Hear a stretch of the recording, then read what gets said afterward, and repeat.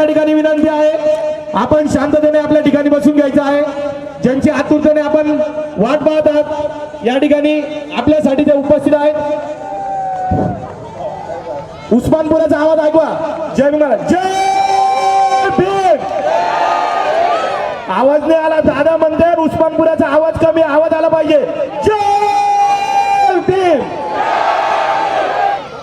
दादा हा उस्मानपुराचा आवाज आहे. यानंतर सभेला खूप उशीर झालेला आहे. मी सन्माननीय श्रीदादा आंबेडकर यांना विनंती करतो की आपण या सभेला संबोधित करावं. डॉक्टर बाबासाहेब आंबेडकरांचा नको.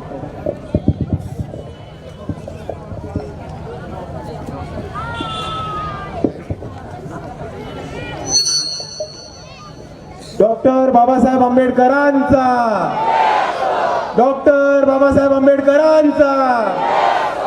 जय जय जय जय जय भीम. वंचित बहुजन आघाडीचा, वंचित बहुजन आघाडीचा. बाळासाहेब आंबेडकर तुम आगे बढ़ो, बाळासाहेब आंबेडकर तुम आगे बढ़ो. सर्वात प्रथम समतेचे विचार रुजवणाऱ्या सर्व महामानवांना त्रिवार अभिवादन करतो. इथे उपस्थित सतीश दादा, अमित भाऊ, पंकज दादा, बकले मामा आणि तसेच आपल्या औरंगाबाद पश्चिमचे आपले लाडके उमेदवार अंजन दादा साळवे आणि इतर मंचावरील सर्व पदाधिकारी,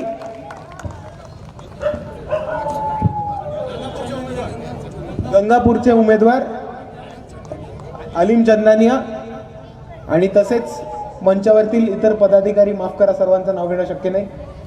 इथे उपस्थित माझ्या माता भगिनी, वडीलधारी मंडळी आणि या चळवळीतल्या माझ्या तमाम साथीदारांना माझा क्रांतिकारी जय भीम.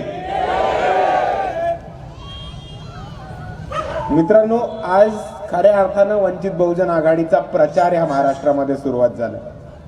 आपल्या सर्वांना माहिती आहे की 5 दिवसापूर्वी एक घटना घडली होती आणि त्या घटनेमुळे आपल्या सगळ्यांना टेन्शन आलं होतं. सगळ्यांच्या छातीमध्ये एक धगधग सुरुवात झालं होतं, कारण कोणाच्या तरी एका छातीमध्ये दुखायला लागलं होतं. आणि ते होत असताना बऱ्याच लोकांना बाळासाहेबांबद्दल चिंता होती. मला बऱ्याच लोकांचे फोन आले, मेसेज आले, बऱ्याच लोकांनी आपली प्रतिक्रिया कळली आणि बऱ्याच लोकांचा मला हा पण असा फोन आला की दादा आता प्रचाराचं कसं व्हायचं, प्रचाराचं काय करायचं, तोंडावरती निवडणूक आहे. पण त्याच्याच पुढच्या दिवसानंतर जेव्हा कळलं की बाळासाहेबांची एंजिओप्लास्टी ठीक झाली आहे, बऱ्याच लोकांचे फोन आले आणि मला एक गोष्ट सांगितली बऱ्याच जुन्या जाणकार लोकांनी. त्यातली बरीच लोक इकडे स्टेजवरती पण बसली आहेत आणि त्यातले काही लोक मला भेटायला सुद्धा आले होते आणि त्यांनी मला एक गोष्ट सांगितली की तू बाळासाहेबांची काळजी घे. बाळासाहेबांनी जी इकडच्या वंचितांसाठी लढाई सुरुवात केली आहे तिकडे ती लढाई प्रत्येक वंचित बहुजन आघाडीचा कार्यकर्ता लढून जिंकेपर्यंत ही लढाई आपण थांबणार नाही. आणि ह्याच पद्धतीने हा जेव्हा मला ज्येष्ठ वंचित बहुजन आघाडीच्या सगळ्यांचा मला हा सल्ला मिळाला, एक ऊर्जा आली, एक ताकद आली आणि हीच ऊर्जा, हीच ताकद घेऊन आता आपण मैदानात उतरलं आणि ही जिंकत आलेली लढाई आपण कोणत्याही परिस्थितीत हारणार नाही. आपल्या सर्वांसमोर बरेच आव्हान आहेत, आपल्या सर्वांसमोर बरेच प्रश्न आहेत. आपल्या औरंगाबादचे पण बरेचसे प्रश्न आहेत. महानगरपालिकेची शाळा बंद पडली, ती सुरू करायला कोणी चालू करत नाही.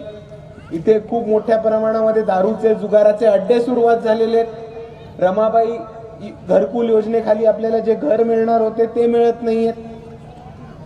अशी सगळे परिस्थिती असताना आपण ज्या आमदारांना इतके वर्ष निवडून देतोय त्यांना आता घरी बसवायची वेळ आलेली आहे. कारण सोपं सांगतो, तुम्ही एक गोष्ट सांगा, तुम्ही या स्टेजवरती सगळ्यांचे चेहरे बघा, तुम्हाला ह्याच्यातला प्रत्येक माणूस बौद्ध दिसतो का? नाही. पण तुम्हाला ह्याच्यातला प्रत्येक माणूस आंबेडकरवादी दिसतो का? हो. आणि ही ताकद आपली समजून घ्या. कोणताही माणूस कोणत्याही समाजात जन्माला आला तर तो आंबेडकरवादी होत नाही. तो काय विचार करतो, तो कोणता झेंडा हाती घेतो आणि तो कोणत्या समाजासाठी, कोणत्या वंचितांसाठी काम करतो, ह्याच्यानी ठरतो तो माणूस आंबेडकरवादी होतो की नाही. आपल्याच मतदारसंघातले जे आमदार आहेत ते गेले कितीतरी वर्ष सत्तेत आहेत, पण जेव्हा आपल्यावर अन्याय अत्याचार होतात तेव्हा ते आपल्यासाठी धावून येतात का? नाही.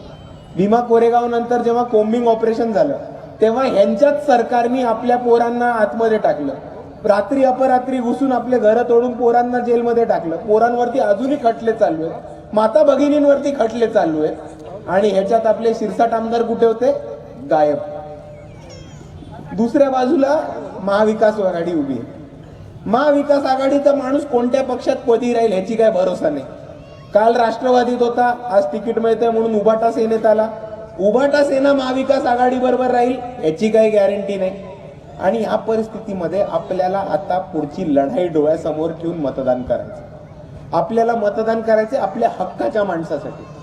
आपल्याला मतदान करायचे आपल्या मदत करणाऱ्या माणसाला. आपल्यावरती जेव्हा अन्याय अत्याचार येतात, आपल्यावरती जेव्हा अडचण येते, आपल्यावर जेव्हा कोणतं संकट येतं, तेव्हा जो माणूस आपल्यासाठी धावून येतो, जो माणूस आपल्या पाठीशी उभा राहतो, जो माणूस आपल्या सर्वांसाठी खटले घ्यायला तयार राहतो, त्या माणसाला आपल्याला मतदान करायचं आहे आणि त्याला आज बळ द्यायचं आहे.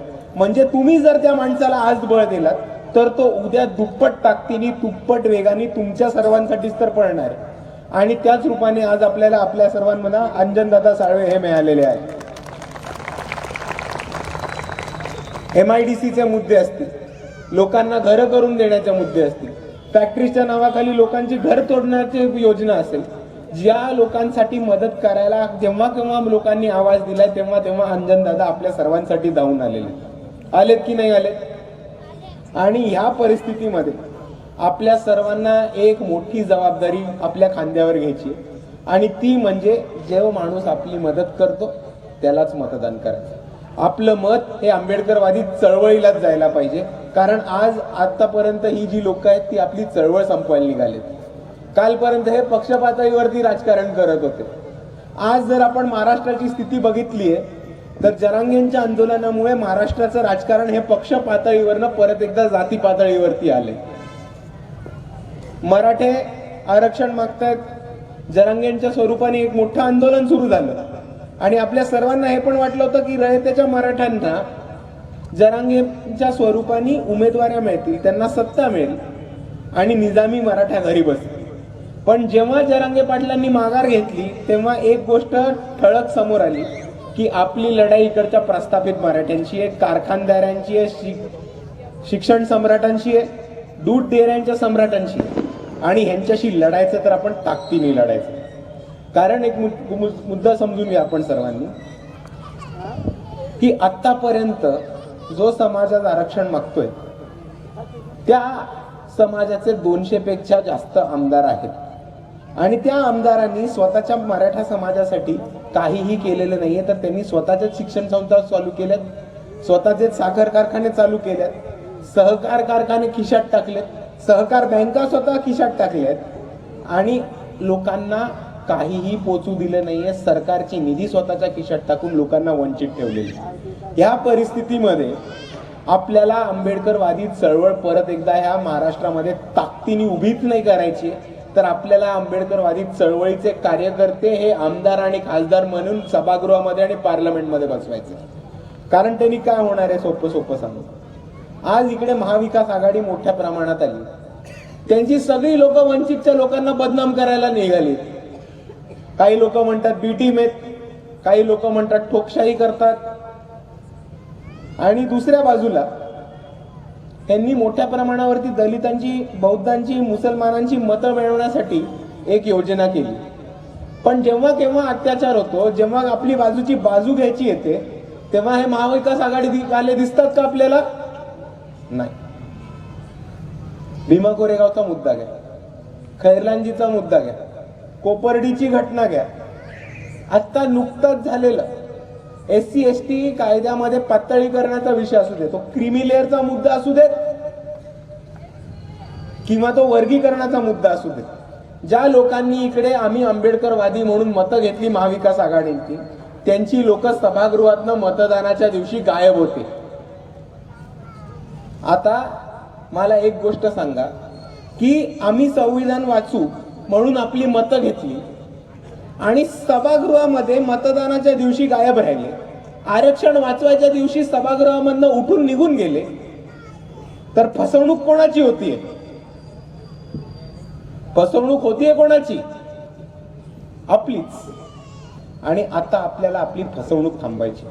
आपल्याला आपल्या हक्काचे उमेदवार, आपल्याला आपल्या गरजेचे उमेदवार, एका हाकेवरती मदतीला धावून येणारे लोक, ही आपल्याला आंबेडकरवादी चळवळ उभी करताना परत एकदा सत्तेत बसवायची गरज आहे. आणि म्हणून जाता जाता मी आपल्या सर्वांना एवढीच विनंती करतो की औरंगाबाद पश्चिम मध्ये आपण सर्वांनी जास्तीत जास्त मताने अंजनदादा साळवे यांना निवडून द्यावं आणि गॅस सिलेंडर या चिन्हावरती जास्तीत जास्त मत द्यावी. वंचित बहुजन आघाडी दादांचं स्वागत. वंचित बहुजन